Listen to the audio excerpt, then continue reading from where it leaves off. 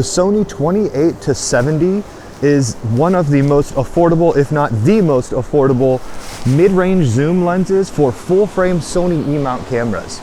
And I was wondering if it's better to get a cheap mid-range zoom right up front, or save up your money and just go straight for the best of the best Sony 24-70 G Master Mark II and just never have to worry about getting another zoom lens ever again. In this video, let's go over if you should save up for the G Master or if the kit lens is better for you. This video is sponsored by Audiio, but more on them later.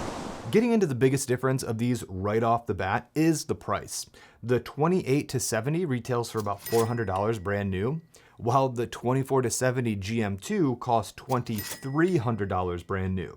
The G Master is almost 6 times the price of this kit lens. It's also heavier, coming in at 1.5 pounds, while the 28-70 weighs 0.6 pounds. The G Master is half an inch wider and taller as well.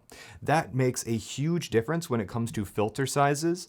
The G Master is an 82mm front filter thread, while the 28-70 has a 55mm thread. Picking up the 28-70, it doesn't feel like it's a poorly built lens, but it does feel a little plasticky, and it doesn't have many features. You get a zoom ring, a focus ring, and that's it. This lens does have optical steady shot, but there's no button to turn it on or off. You have to do that in camera. It's also dust and moisture sealed, which at this price point is not something I was expecting, but is really nice to have on a good mid-range zoom. The Sony 24-70 GM2 has just about every feature you could possibly think of on a lens. It has 2 custom buttons, a manual focus, autofocus switch, a zoom ring, a focus ring, an iris ring, and an iris lock. And you can also click or de-click the iris, and there's also a smooth and tight that allows you to adjust the tension of the zoom ring. The rubberized grips are also bigger than on the 28-70. It's also dust and moisture sealed. Also, the G Master is using 4 XD linear motors, which are really fast and precise and great for tracking things in my experience. The 28-70 is using the linear motors, which are still good, but I think the XD linear motors really excel when it comes to tracking things that are moving back and forth very quickly. When it comes to zooming, this is another difference between these two lenses. The G Master's barrel extends like most Sony lenses would, but the 28-70 is a little different. While it's not internally zooming, the front element is a little extended when you're at 28mm. Going towards 40 brings the front barrel in, flush with the lens, and then going towards 70, the barrel extends again. I just got back from doing the autofocus test between these two lenses with my FX3. That was a very cold test, and you will see why here in a second. Autofocus test for the Sony 28-70. This is on the FX3, and I'm going to just step in and out and see if Face Detect can pick up my eye and how quickly it can pick up my eye, or if I turn to the side, how it is actually going to track my face back to my eye. That's one thing I'm really interested in, especially with these lenses under less than ideal conditions like we're in right now. What is the difference between a $400 lens and a $2,300 lens? Lens swaps are going to be pretty interesting. Let me walk in the middle. I'm just going to walk away here and see if the camera keeps tracking me. Turn and see if the Face Detect autofocus can lock onto my face, or even better, my eye, and see if it can track me walking towards the camera. My monitoring control app just went out. And going back out of frame and going back in frame. And this is at 28mm. Okay, now we're at 70mm, and this again is the 28-70, and I wonder how stepping in and out of frame, in honestly some pretty terrible conditions, I wonder how this is going to look and how quickly the eye detect autofocus is going to detect me. And maybe if I turn around and walk away, I'll go to the end of the bench here and turn and see how quickly the Face Detect autofocus can lock onto my face or my eye, or if it can even track me at all. And I will stop here and come out of frame and come back into frame. Now we are on the Sony 24-70 G Master Mark II. I still can't feel my fingers, and this is an autofocus test. We're at 24 millimeters, wide open at f2.8, and we're gonna see how fast the camera can go from focusing on the background to focusing on me. Hopefully with this G Master lens, it should be pretty quick, but again, we're just going to do some tests here, coming in and out of frame. Then I'm just going to turn around and walk to the end of this bench. We'll see how well this camera can track me. Again, hopefully it's doing a pretty good job, because it is about 5 times the price of the 28-70. So hopefully this G Master is doing a pretty good job at tracking me. And we will step out of frame one more time, and I will come back into frame. And then we'll go to 70 millimeters and see how this lens performs at the tighter focal lengths. Now we are at 70 millimeters and I still can't feel my fingers. So let's step in and out of frame here. Hopefully we should be focusing on the background, and then I will step in and we'll see how long it takes for the camera to focus from the background to me using face or eye detect autofocus. Again, this G Master lens should be pretty quick, but we'll see how much faster it is than the 28-70 kit lens. And we'll do one more test. I will come into frame, and then I will turn around, walk to the end of the bench here. Man, it is cold. Should have did this in somewhere tropical. And turn around. We should be face detecting me going towards the camera. I think this is about where I landed last time, yeah. And I will go out of frame, let it focus on the background, and go back into frame. Man, I cannot feel my fingers. That was the last shot of this test, and I'm so glad. I'm gonna go inside and like get a cup of coffee.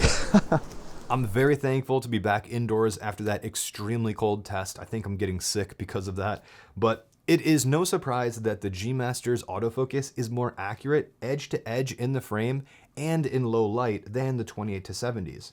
The 28-70 still does a good job when the subject is in the center of the frame under good lighting conditions, but it does struggle when the subject is around the edges of the frame or in low light. A quick break to thank today's sponsor, Audiio.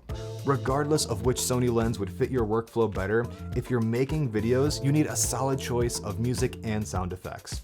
Audiio offers an extensive catalog of music with sound effects and transparent licensing. There are thousands of tracks and sound effects to choose from, and they just made a new tool called Link Match AI. This tool allows you to paste a link from a song into their AI search tool. The AI search tool will analyze the song and recommend similar songs from their library that you can license and use in your projects. I love this tool because one of the most time-consuming parts of creating content for me is finding the perfect song. With Audio's Link Match AI, finding the perfect music is as easy as pasting a link. I also love their licensing terms as well. All the assets that you download in the subscription period and use are yours to use forever. I love knowing that the projects I license while my plan is active are cleared forever. Audiio is giving 70% off the Pro plan if you use code Keith70. The Pro plan includes unlimited access to music, sound effects, and searches with their Link Match AI tool. Thank you, Audiio, for sponsoring this video, and let's get back into sharpness and image quality. For sharpness and image quality, you can see the difference between the kit lens and the G Master lens when comparing the edge of the frame at different aperture ranges and throughout the entire zoom range. At 28mm, the edges are still soft until about f10, so I suspect the camera is struggling to keep the autofocus targets clear, so it loses track of them more easily towards the edges. The G Master is extremely sharp even at 2.8 throughout the entire frame and the zoom range. The image quality is almost like you're shooting on a set of 2.8 primes. I suspect this also helps with focusing towards the edges of the frame to remain accurate. Between the edge-to-edge sharpness and the 4XD linear motors, this could be why the GM2 is tracking subjects much better than the 28-70. It's also worth noting that the apertures of these two lenses are very different. The G Master is a constant 2.8 throughout the zoom range, while the 28-70 varies from 3.5 to 5.6. Here's a list of all of the apertures throughout the zoom range for the 28-70. For the bokeh between these lenses, this is where we can start to see the difference between 3.5 and 2.8 a little clearer. The 24-70 GM2 has round bokeh in the center with minimal distortion towards the edges. The bokeh in the center has minimal to no texture, while there is some texture if we're pixel peeping at the edges. Comparing the same shot to the 28-70 at the same distance with the minimum aperture of 3.5, we can really see the bokeh has an overall texture and distortion to it, as well as being smaller. The difference between these two is pretty apparent when you put them side by side, but then again, the G Master is considerably more expensive, so it's no surprise it's performing better here. Another difference here is minimum focusing distance. The 28-70 has a minimum focusing distance of just under a foot, and the GM2 can focus at about 8.3 inches.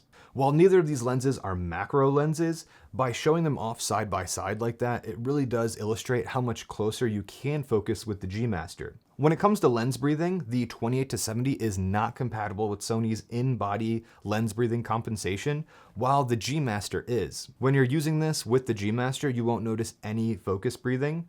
However, with the 28-70, if you're going from minimum to infinity, you will notice a little bit of focus breathing.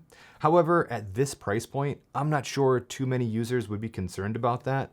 But if you are concerned about focus breathing, maybe look into a lens that is supported by Sony's lens breathing compensation. When it comes to stabilization, the 28-70 does have optical steady shot built into the lens.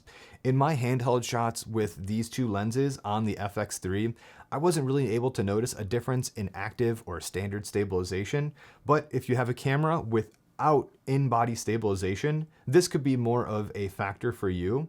One quick note about the 28-70, if you will be using Catalyst browse to stabilize your clips, make sure to always turn off image stabilization because there's no physical button on here, and turning your camera on and off may cycle your image stabilization to turn back on again.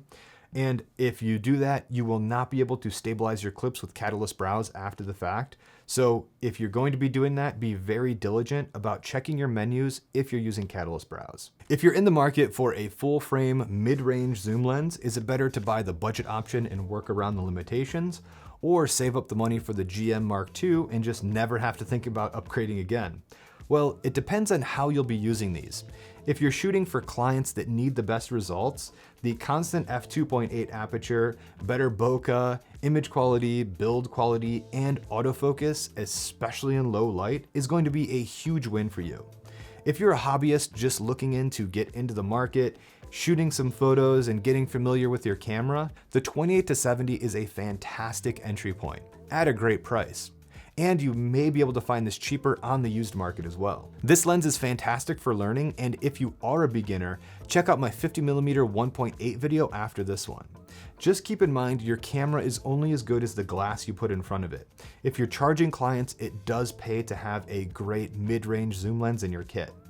If you want to step up from the 28-70, but you really don't need the expensive 24-70 GM2, check out this video about the Tamron 28-75 G2. Which of these lenses would you choose? Let me know in the comments down below. And thank you guys for sticking around to the end, and I'll see you in the next one.